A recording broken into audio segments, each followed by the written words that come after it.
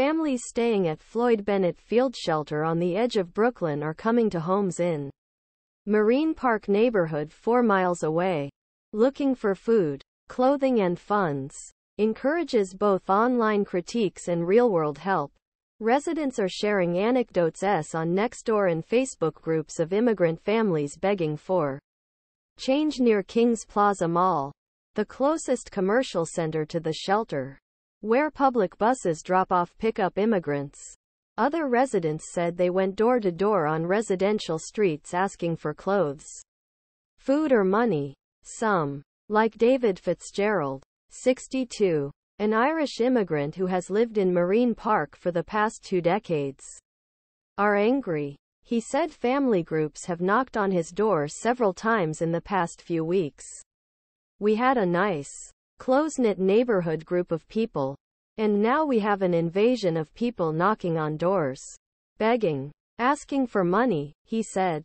One of the fathers used an app on his phone to translate into English that he was from Venezuela and needed money and clothes. They are at a stage in their lives where they enjoy peace and tranquility. We don't like what we see. Neighbors are posting their complaints in a Facebook group called Floyd Bennett Stop Illegal Immigrants. In posts made in the group in recent weeks, residents were called not surrender beggars or report them 311. A post seeking donations for families at Floyd Bennett prompted 198 comments, ranging from "this is an invasion" to "damn!" Christmas week. Mary and Joseph were refugees.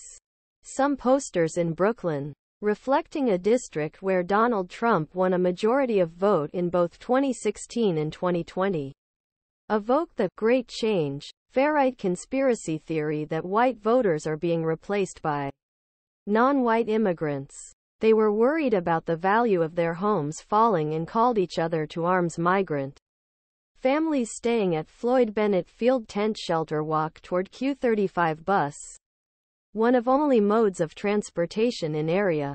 Dec. 21, 2023. Bren Lee, 42, administrator of the Stop Floyd Bennett Facebook group, said he had to kick out people who said things he thought clearly advocated violence. But Lee argues that a recent post in which someone advised grab your guns is not valid. My point is, take away your guns is not an advocacy of violence.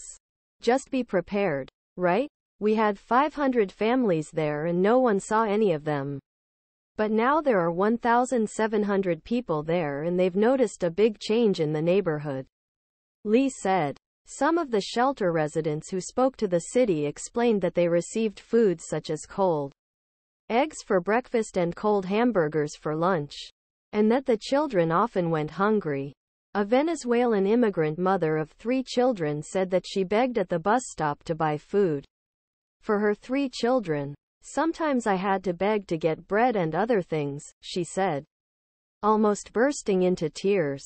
She said she recently connected with a church that gave her peanut butter, milk and bread, and she hasn't